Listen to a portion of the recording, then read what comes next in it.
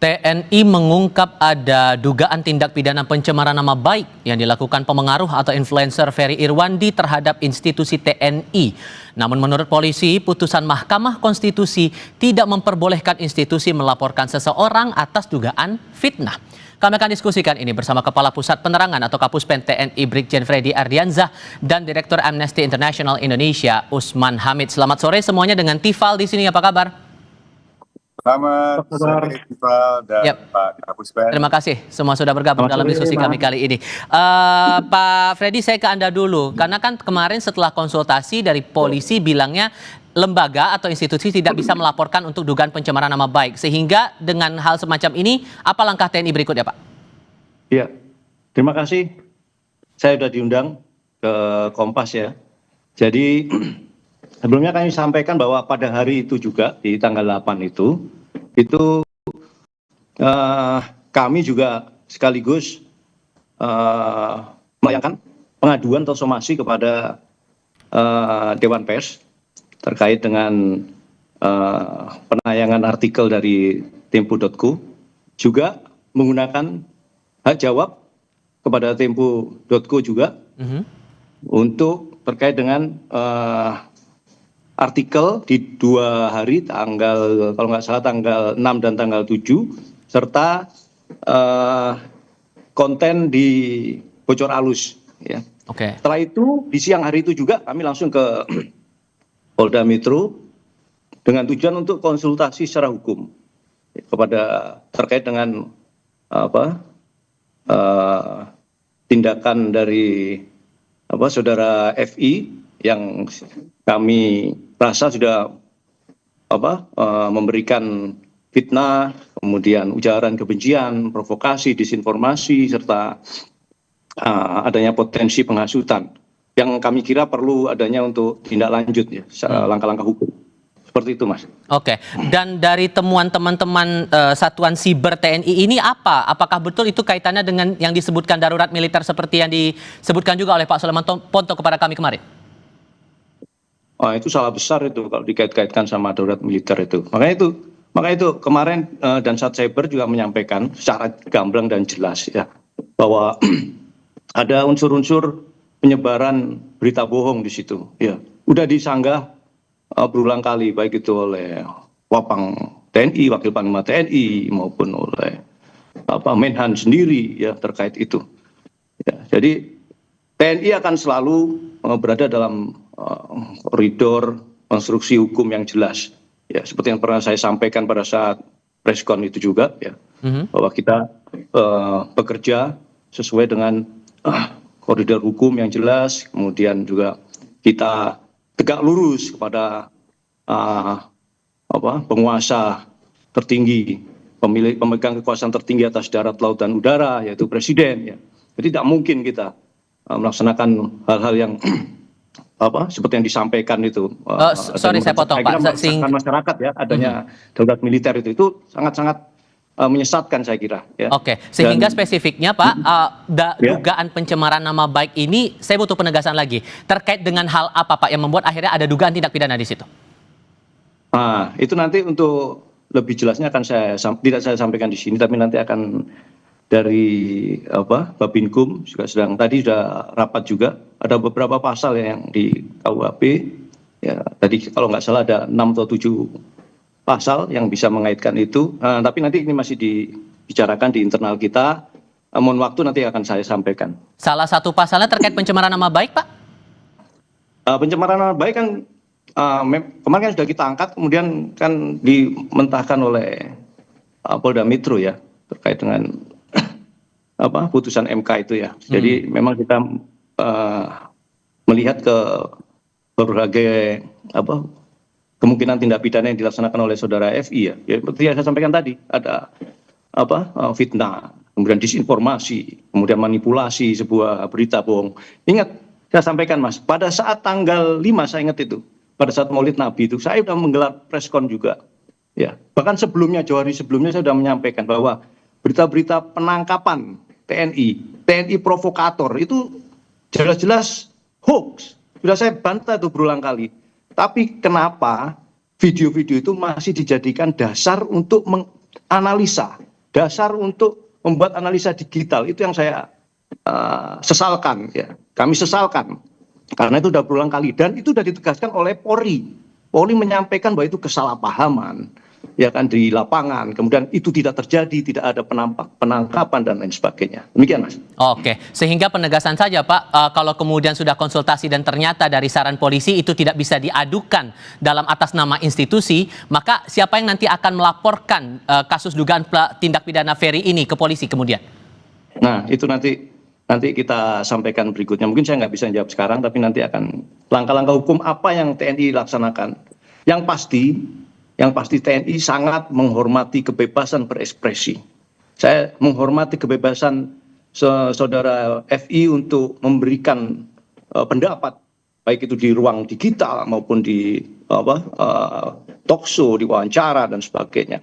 Ya, akan tetapi saya sangat berharap bahwa semuanya harus berlandaskan pada informasi yang valid, kemudian yang aktual. Jangan sampai semua berita-berita ataupun penyampaian-penyampaian itu yang sifatnya itu memanipulasi sebuah berita yang salah, itu jadinya akan memecah belah, ya kan?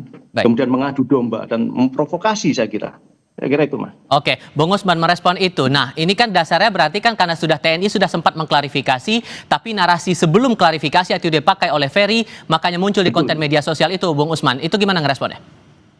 Ya, pertama saya ingin apresiasi kalau memang TNI menempuh hak jawab untuk pemberitaan majalah Tempo atau Tempo.co ke Dewan Pers. Saya kira cara itu masih dimungkinkan di dalam konteks sengketa atas sebuah pemberitaan atau perselisihan atas kebenaran sebuah berita. Yang kedua, rasanya apa yang dimaksud oleh Pak Kapuspen tadi ada dua hal sebenarnya. Yang pertama, ada kesan dari penjelasan Pak Kapuspen bahwa kalau ada wacana darurat militer seolah-olah itu seperti menunjukkan ketidaksetiaan TNI atau Panglima TNI atau Kepala Staf kepada Panglima tertinggi dalam hal ini Presiden. Nah, itu sebenarnya dua hal yang berbeda dengan misalnya kudeta militer gitu. Tentu yang diwacanakan oleh masyarakat atau yang diperbincangkan oleh sejumlah aktivis atau sejumlah influencer seperti Ferry Irwandi itu lebih ke arah darurat militer yang sepenuhnya otoritas itu ada di Presiden. Makanya di dalam pertemuan di istana dengan tokoh-tokoh agama sempat dikabarkan kuat bahwa ada rencana Presiden untuk menerbitkan Perpu, peraturan pengganti perundang-undangan, dan itu berkaitan dengan pemberlakuan keadaan darurat. Bisa keadaan darurat secara umum, lalu diberlakukan secara kedaruratan sipil atau darurat sipil, baru kemudian fasenya ke darurat militer sampai akhirnya ke darurat perang. Jadi memang tidak sehitam putih yang dibayangkan sebelumnya, tapi saya kira tetap saja apa yang disampaikan oleh Ferry Irwandi itu adalah bagian dari pendapatnya, dan saya lega kalau TNI menganggap Ferry hanya menyampaikan ekspresi pendapat itu. Dan yang ketiga soal pidana. Kita tahu putusan Mahkamah Konstitusi memang tidak lagi membolehkan misalnya institusi atau pimpinan institusi untuk melaporkan tindak pidana pencemaran nama baik kepada seseorang, kepada institusi. Nah, ini saya kira sudah dijelaskan juga oleh pihak kepolisian dan itu adalah langkah yang tepat gitu. Kalau kembali ke dalam perdebatan, misalnya Ferry mengatakan itu sebagai Bung Usman? Ya. Oke, kita coba perbaiki dulu komunikasi kami dengan Bung Usman Hamid dari Amnesty International Indonesia. Sorry, Bung Usman, sorry, tadi sempat terputus. Boleh diulang lagi? Ya? Boleh diulang lagi poin yang tadi? Oke, jadi mengenai benar tidaknya informasi yang disampaikan oleh Ferry Irwandi misalnya, itu sebaiknya diletakkan di dalam perdebatan wacana dan kebenaran sebuah rencana kebijakan, bukan diletakkan di dalam konteks pencemaran nama baik atau tidak. Yang kedua, barangkali sudah saatnya memang ada tim investigasi yang independen, sehingga hasilnya bisa diterima oleh semua pihak. Hasilnya lebih objektif gitu. Kalau dalam keterangan Ferry Irwandi dalam debat dengan Pak Soleman Ponto sebagai bekas kepala BAIS, itu kan kesannya Pak Soleman membantah adanya katakanlah keterlibatan anggota kavaleri TNI di dalam sebuah tindakan kerusuhan, tapi Ferry lalu mempertanyakan kembali, kalau memang tidak benar keterlibatan itu berarti polisi yang salah. Nah, kalau polisi yang salah berarti TNI yang benar. Kalau TNI merasa benar berarti polisi yang salah. Nah. Atau kalau dua-duanya merasa benar, mungkin ada saatnya, ada perlunya untuk membentuk tim investigasi independen. Maaf, Oke. saya agak keliru. Oke, lagi-lagi nih soalnya aspirasi publik lagi Pak Freddy, gimana menjelaskan itu? Ya, baik, terima kasih atas sarannya Pak Usman. Kalau menurut saya, kalau kemarin Mas Ferry Irwandi itu menyampaikan ya, gamblang itu, bahwa siapa kira-kira dalam kerusuhan itu. Kita percaya pada siapa? TNI atau Polri? Nah, pada saat preskon sudah jelas dijawab oleh saya selaku perwakilan TNI. Kemudian ada Karo Penmas dan Karo Provos selaku perwakilan dari Polri yang menyatakan bahwa itu tidak benar. Nah, terus ya jadi yang perlu saya sampaikan di sini itu tidak perlu tim investigasi kalau untuk menjawab itu. Tinggal Mas Ferry Irwandi aja menyampaikan. Kalau menurut saya lelaki itu yang dipegang omongannya. Manakala dia mengetahui itu salah, ya katakan itu salah. Manakala dia meyakini itu benar, yakin itu benar. Ya, begitu faktanya itu berbicara itu salah, ya harusnya seyogyanya, gentlemen. Kalau usah mempertahankan opini atau pendapat yang salah.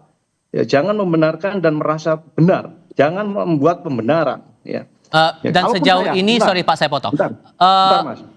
Sejauh ini kalau dari komunikasi yang dilakukan antara TNI dengan Ferry, apakah masih terkendala atau gimana sejauh ini? Nah, kalau yang seperti yang penyampaian Dansat Cyber kemarin, ya, memang beliau termasuk stafnya sudah berupaya untuk kontak, tapi tidak ditanggapi ataupun tidak mendapat respon ya. Jadi kami kurang monitor. Yang perlu saya sampaikan di sini yang saya teruskan ya Mas ya, bahwa lelaki itu dipegang omongannya. Termasuk saya, Mas. Di sini saya selalu menyampaikan bahwa apabila saya salah dalam pernyataan ya, kemudian saya wajib mengakui salah. Saya wajib mengakui permohonan maaf ya. Dan saya siap mundur dari jabatan saya. Itu saya, prinsip saya.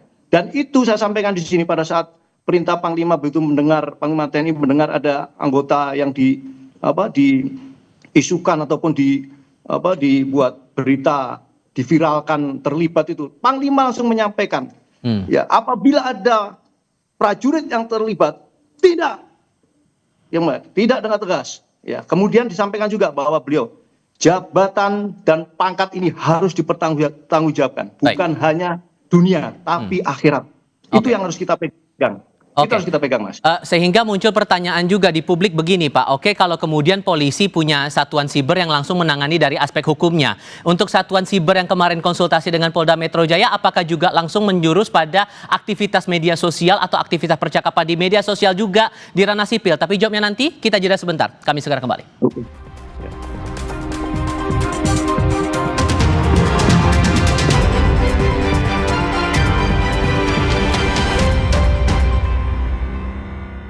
Kalau sugar dulu.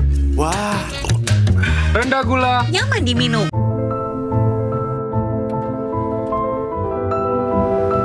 Every mile is a collection of new discoveries. Suzuki Fronx, marvelous at every mile. Renovit dengan 26 vitamin dan mineral lengkap, bantu jaga kesehatan dan daya tahan tubuh. Dengan 26 vitamin dan mineral lengkap, bantu jaga kesehatan dan daya tahan tubuh. Minum Renovit, siap jaga kesehatan dan daya tahan tubuh. Produksi Konimax. Tidak semua air itu aqua. Yang dipilih dari sumber air di gunung terlindungi, disaring bertahun-tahun oleh lapisan bebatuan, dan kaya akan mineral alami yang seimbang.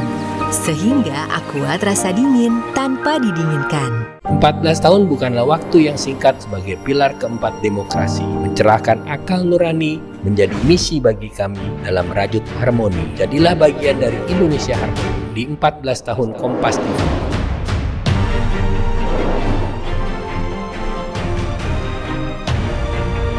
Saya Muhaimin Iskandar mendukung Harmonisia sebagai wujud nyata menjaga keharmonisan Indonesia.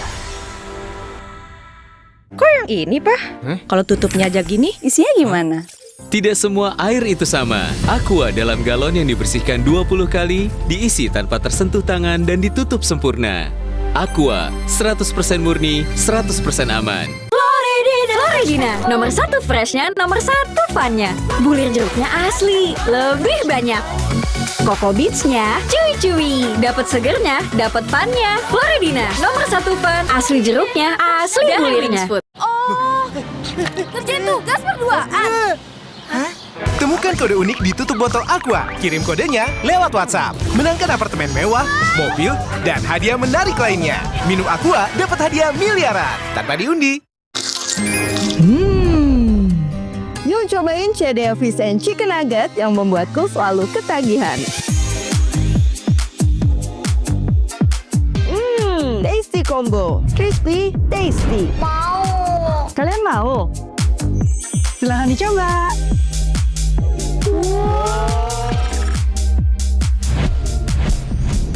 CDA Fish and Chicken Nugget, lezatnya ayam, lembutnya ikan dalam satu gigitan.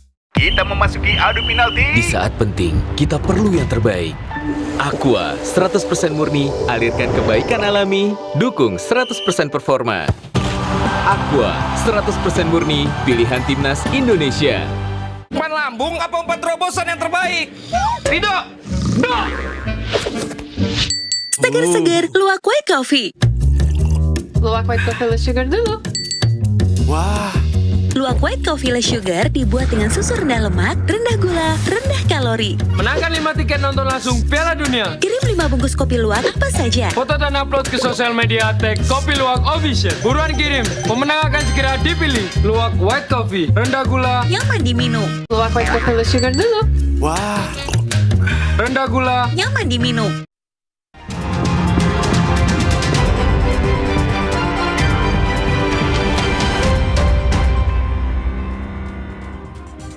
Muncul pertanyaan di publik begini, Bung Usman.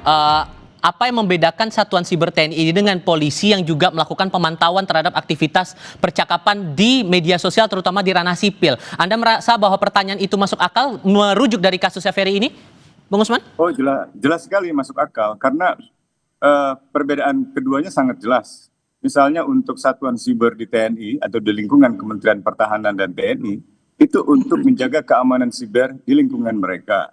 Dan itu ditegaskan di dalam misalnya Undang-Undang TNI yang terbaru, pasal 7 tentang operasi militer selain perang. Misalnya untuk mengatasi ancaman siber pertahanan, cyber defense. Jadi bukan sekedar ancaman siber, tapi secara spesifik ancaman siber di dalam dunia pertahanan. Yang kedua, ada peraturan Menteri Pertahanan misalnya nomor 82 tahun 2014 yang menegaskan portofolio untuk pengamanan siber itu di lingkungan Kementerian Pertahanan dan di lingkungan TNI, dan itu biasanya diarahkan untuk menjaga misalnya kedaulatan nasional atau keutuhan teritori atau misalnya keselamatan segenap bangsa, termasuk dalam konteks menjaga fungsi-fungsi alutsista itu supaya berfungsi dengan baik sehingga tidak lagi diserang oleh hacker atau oleh peretas dari musuh luar negeri. Sementara kepolisian itu lebih mengamati proses dunia siber yang berkaitan dengan berbagai interaksi masyarakat, bisnis, pemerintahan, termasuk kalau ada pencurian data, penipuan data, atau misalnya tindakan-tindakan lainnya. Tetapi untuk kebebasan berpendapat itu dua-duanya sebenarnya nggak boleh lah. Kecuali ada ujaran kebencian, itu pun ranahnya di penegakan hukum pidana, di ranah kepolisian, bukan di ranah TNI. Gitu. Jadi muncul pertanyaan di publik, kenapa dan cyber TNI tiba-tiba membidik misalnya Ferry Irwandi gitu. Apakah selama ini Satuan Siber TNI memonitor percakapan publik, percakapan para influencer, aktivis dalam konteks urusan dalam negeri? Kalau itu benar, nah itu yang dipandang rasanya bukan itu tugas pokok fungsi dan atau fungsi konstitusional dari TNI. Pak Freddy, apa yang bisa dijelaskan soal ini? Ya, jadi benar apa yang disampaikan oleh Pak Usman ya terkait dengan tugas cyber tadi. Tapi yang harus perlu diingat pada saat kejadian tersebut bahwa TNI juga melaksanakan sesuai dengan Undang-Undang nomor 3 tahun 2025 itu, yaitu melaksanakan perbantuan kepada Polri. Ya, jadi jangan sampai kemampuan cyber TNI yang bersama-sama dengan Polri dan elemen bangsa yang lainnya yang memiliki kekuatan cyber untuk menjaga kedaulatan dan ruang cyber itu untuk sesuai dengan tugas pokoknya TNI juga, ya kan? Itu membuat dikonotasikan ataupun dinarasikan seperti tadi disampaikan ya, bahwa TNI yang harus cyber TNI yang harusnya ke pertahanan kok malah itu menghambat kebebasan dalam berpendapat. Saya kira tidak seperti itu. Puspen sendiri, Puspen itu punya monitoring center juga ya, jadi dia melihat seluruh media ya, media sosial. Apakah itu salah? Tidak juga ya, karena tugas penerangan juga harus memberikan informasi yang benar ya kan. Apabila ada kekeliruan dalam sebuah informasi juga harus membenarkan atau menyampaikan yang benar. Jadi jangan sampai apa yang kita kerjakan yang khususnya itu, kalau misalnya tadi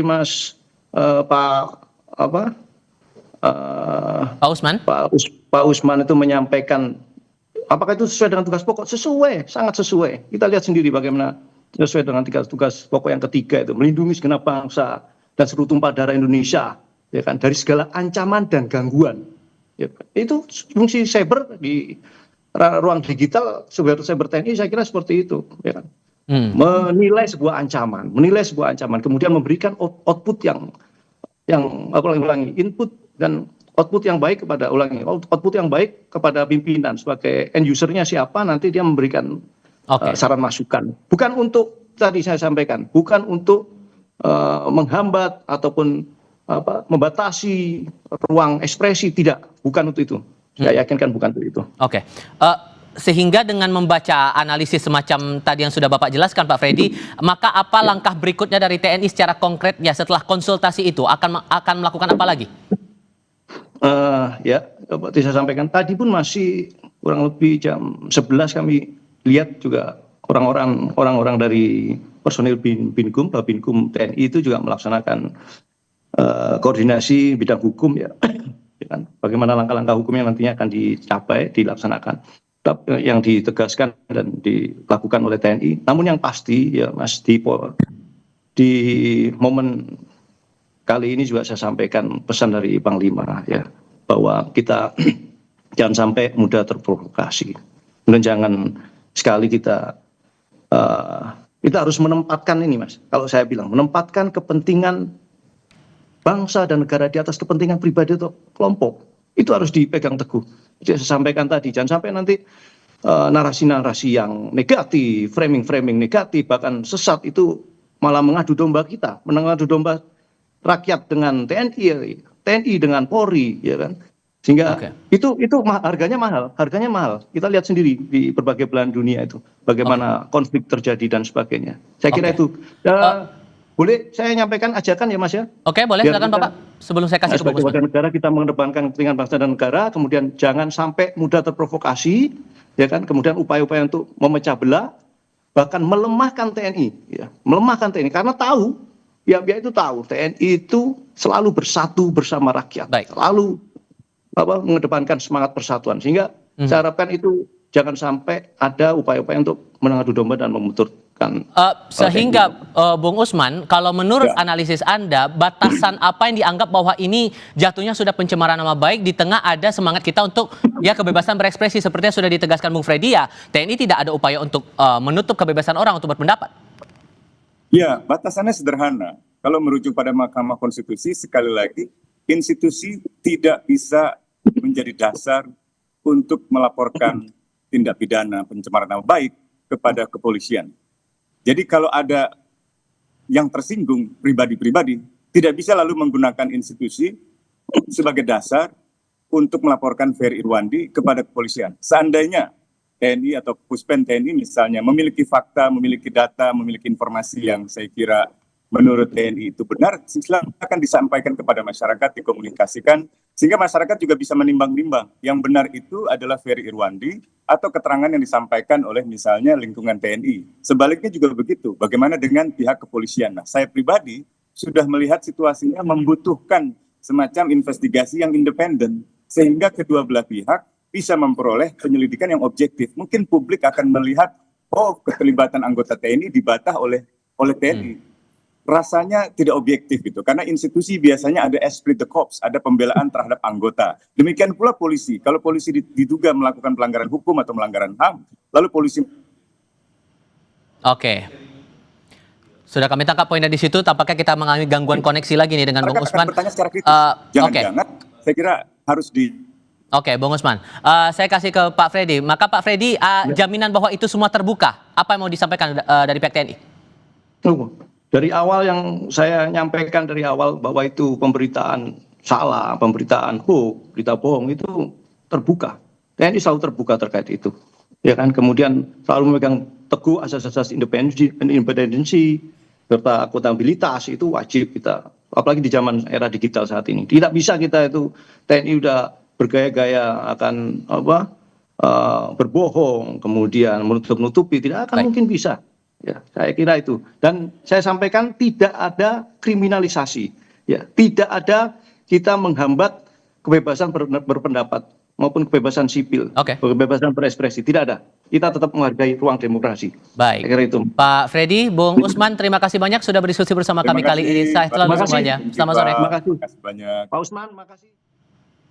Setelah sempat dilaporkan hilang kontak, helikopter PKIWS milik PT Intan Angkasa berpenumpang 4 orang ditemukan terjatuh